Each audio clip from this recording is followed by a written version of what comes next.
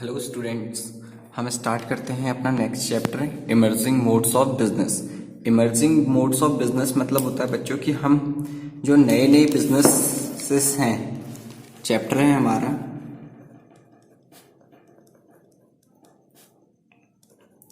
Emerging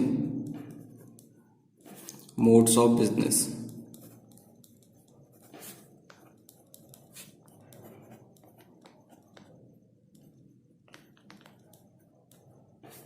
emerging modes of business means जो भी business हैं वो जो इमर्ज होते हैं न्यू टाइप के। जैसे अब आप देख रहे होंगे कि ऑनलाइन बिजनेस, कौन से बिजनेस? ऑनलाइन बिजनेस बहुत ज़्यादा चल रहे हैं मार्केट में। तो ये जो नए नए टाइप के बिजनेस होते हैं ये कैसे आते हैं, किस टाइप के होते हैं, इन सब चीज़ों के बारे में हम पढ़ेंगे इस चैप्टर में। सबसे पहले बच्चों पढ़ना हमने ई बिजनेस। ई बिजनेस क्या होता है बच्चों? यहाँ पे जो ई बिजनेस में ई है इसका मतलब होता है इलेक्ट्रॉनिक। इसका मतलब क्या होता है? इलेक्ट्रॉनिक। तो अगर इसे पढ़ेंगे तो आएगा इलेक्ट्रॉनिक बिजनेस। लिखा है ई बिजनेस में be defined as the conduct of industry, trade and commerce using the computer network. E business को इंडस्ट्री भी कर सकती है, ट्रेड भी कर सकती है, कॉमर्स वाले भी यूज कर सकते हैं। इसका मतलब है क्या यूज करना है? एक कंप्यूटर नेटवर्क को यूज करना। फिर बच्चों एक डिफरेंस दिया है e business versus e commerce. ई बिजनेस और ई कॉमर्स में क्या डिफरेंस है? Many a time the term e-business and e-commerce are used interchangeably, yet more precise definition would distinguish between the two. Just as the term business is a broader term than e-commerce. कह रहा है business क्या है? एक broader term है than commerce के। E-business is more elaborate term and comprises various business.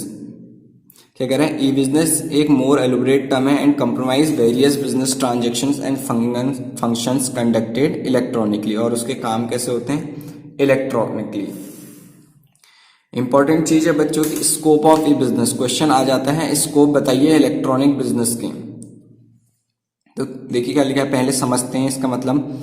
Almost all types of business functions such as production, finance, marketing and personal administration as well as managerial activities like planning, organizing and controlling can be carried out over computer network। ये सारी की सारी चीजें कहाँ पे हो रही हैं? कंप्यूटर नेटवर्क पे हो रही हैं। स्कोप में बच्चों फर्स्ट पॉइंट है B2B कॉमर्स। B2B मतलब होता है बच्चों business to business. Business to business. Here both the parties involve in e commerce transactions are business firm and hence the name B2B that is business to business. देखिए यहां लिखा है B2B मतलब business to business. इसमें क्या होता है बच्चों? B2B स्कोप पे फर्स्ट पॉइंट है हमारा B2B, जिसे मैंने क्या बोला? Business to business. इसमें एक बिजनेस, एक कंपनी किसी दूसरी कंपनी के लिए कोई भी गुड्स बनाती है। मान लो ये कंपनी है टाटा मोटर्स, ठीक है, टाटा मोटर्स। अब टाटा मोटर्स गाड़ी जो बनाएगी अपनी, उसमें जो टायर है वो टाटा मोटर्स किसी दूसरी कंपनी से बनवाती है, ठीक है। इसमें जो वायरिंग होती है वो दूसरी कंपनी से बनाती है। तो इसे बोला जाता है बिजनेस टू बिजनेस। एक बिजनेस दूसरी बिजनेस की हेल्प करे।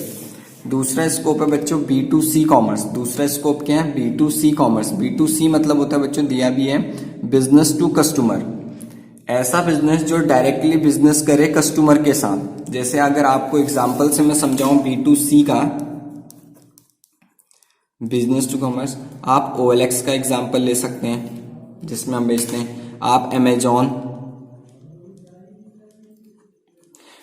का ले सकते हैं, ऐसी फ्लिपकार्ट का ले सकते हैं। ये सब बिजनेस हमारे होते हैं बिजनेस टू कंज्यूमर, जो बिजनेस करते हैं डायरेक्ट कस्टमर के साथ, ठीक है। दूसरा स्कोप ये हो गया।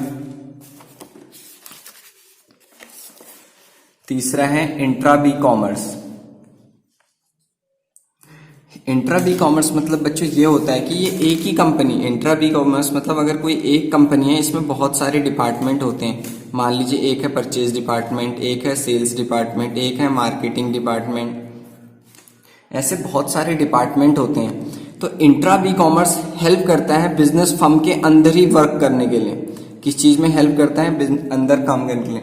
मान लीजिए प्रोडक्शन डिपार्टमेंट है, उसने गुड्स प्रोड्यूस करने, सेल्स डिपार्टमेंट से उसे ऑर्डर आया, तो अगर हमने कंप्यूटर नेटवर्क में सेव कर रखा हो कि हमारे पास इतने प्रोडक्ट्स बनाने के लिए गुड्स अवेलेबल है, रॉ मटेरियल अवेलेबल है, तो हमें एकदम पता चल जाएगा। तो इंट्रा बी कॉमर्स के लिए ये हेल्प करता है। नेक्स्ट पॉइंट है बच्चों C2C commerce. C2C commerce, C2C मतलब होता है कस्टमर टू कस्टमर। अब आप सोच रहे होंगे सर ऐसा भी कोई बिजनेस होता है जहां कस्टमर डायरेक्टली कस्टमर से सेल करता है? हाँ बच्चों, अगर मैं आपकी एग्जांपल में बताऊं तो आप सेकेंड हैंड बुक्स, अपनी हर साल की बुक्स, किसी जो आप अगर मान लीजिए आपने 10th पास किया, उसकी बुक्स आपने जो 9th स्टूडेंट था पास होकर 10th में आया होगा तो उसे सेकेंड हैंड रेट में दे दी होगी, उसी को लेता है C2C कॉमर्स। C2C कॉमर्स में जैसे मैंने एक बिजनेस टू कॉमर्स में OLX का एग्जाम्पल लिया था, आप इसमें भी ले सकते हैं। OLX में भी ऐसा ही होता है, हम कोई भी चीजें अपनी डालते हैं, हम कस्टमर होते हैं, हम अपनी कोई भी चीज सेल करने के लिए डालते हैं और किसी कस्टमर को पसंद आ गई, ये चीज अगर किसी कस्टमर को पसंद आ गई तो हमें वो परचेज कर लेता है। क्या कर लेता है? परचेज कर लेता है।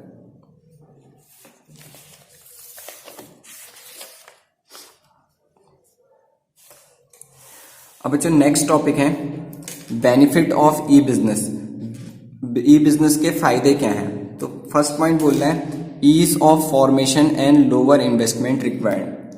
अगर आप इस बिजनेस को स्टार्ट करना चाहते हैं, अगर आप ई बिजनेस को, इलेक्ट्रॉनिक बिजनेस को स्टार्ट करना चाहते हैं तो इजी है, आसान है ये, और इसमें पैसे, इन्वेस्टमेंट भी कम लगती है।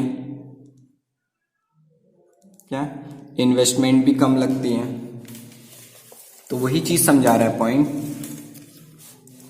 Ease of formation and lower investment required. दूसरा है बच्चों कन्वीनियंस, हमें 24/7 हेल्प मिलती है। अगर एग्जांपल बताऊं तो मैं आपका ATM, ठीक है, कन्वीनियंस मतलब आसानी।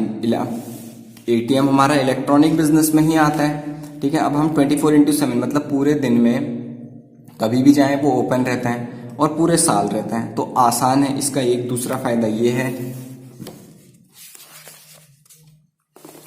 थर्ड है स्पीड। इलेक्ट्रॉनिक बिजनेस से हमें क्या मिलती है? स्पीड। हम बहुत सारी चीजों को एक साथ ग्रैब कर सकते हैं, या जो भी हमें काम करना है इलेक्ट्रॉनिक बिजनेस के थ्रू हम बहुत जल्दी कर सकते हैं। जैसे हमें कोई भी बिल जमा करने होते हैं तो सीधा हमने ऐप डाउनलोड किया, ठीक है, उसमें लॉग इन किया और हम अपना कोई भी बिल पेमेंट कर देते हैं, तो वहां से हमें स्पीड मिल जाती है। और दूसरा पॉइंट है बच्चों ग्लोबल रीच और एक्सेस। ग्लोबल रीच मतलब होती है पूरे वर्ल्ड में हम कहीं पे भी पहुंच सकते हैं, एक्सेस कर सकते हैं, कहीं पे भी एक्सेस कर सकते हैं। इंपॉर्टेंट पॉइंट आ गया बच्चों, difference between traditional and E business. ये आपके एग्जाम में आ सकता है कि डिफरेंस क्या है ट्रेडिशनल बिजनेस और ई बिजनेस में।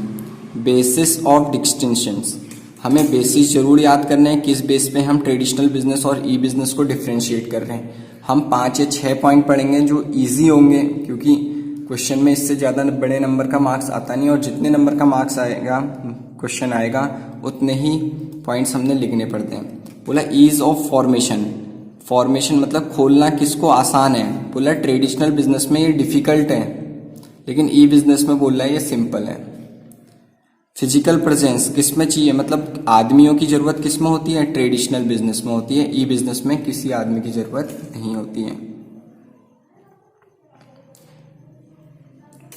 फिर कह रहा है लोकेशन रिक्वायरमेंट। आपको क्या किसी बिजनेस के लिए लोकेशन की रिक्वायरमेंट होती है? बच्चों ट्रेडिशनल बिजनेस में होती है। देखो लिखा है proximity to the source of raw material और the market for the product. ऐसी जगह जहां से हम रॉ मटेरियल अपना कंज्यूम कर सकें और अपने प्रोडक्ट को मार्केट में सेल कर सकें। ई बिजनेस में हमें किसी भी लोकेशन की जरूरत नहीं होती है। कॉस्ट ऑफ सेटिंग अप, हमें बिजनेस को सेट करने के लिए कितनी कॉस्ट चाहिए? ट्रेडिशनल बिजनेस में बच्चों हाई, कितनी हाई। ई बिजनेस में लो, as no requirement of physical facilities, कोई फिजिकल फैसिलिटी नहीं चाहिए। अब बच्चों नीचे पढ़ लेते हैं response time for meeting customers और इंटरनल रिक्वायरमेंट। हमारा 4 पॉइंट हो गए, ये 5th पॉइंट है response time for meeting customer internal requirement. अगर कोई मान लीजिए हमने कंप्लेन करनी है तो ट्रेडिशनल बिजनेस में लॉन्ग टाइम लगेगा, लेकिन ई बिजनेस में इंस्टेंटेनियस, उसी टाइम वो काम हो जाएगा। एक और पढ़ लेते हैं अपॉर्चुनिटी फॉर इंटरपर्सनल टच, मतलब हम कांटेक्ट किससे कर सकते हैं पर्सनली, तो हम ट्रेडिशनल बिजनेस में तो बच्चों ज़्यादा कर सकते हैं in comparison to e business. तो बच्चों आज यहीं तक हम कंप्लीट करते हैं, ठीक है। तो डिफरेंसेस आप लोग अच्छे से कर लीजिएगा। Thank you so much.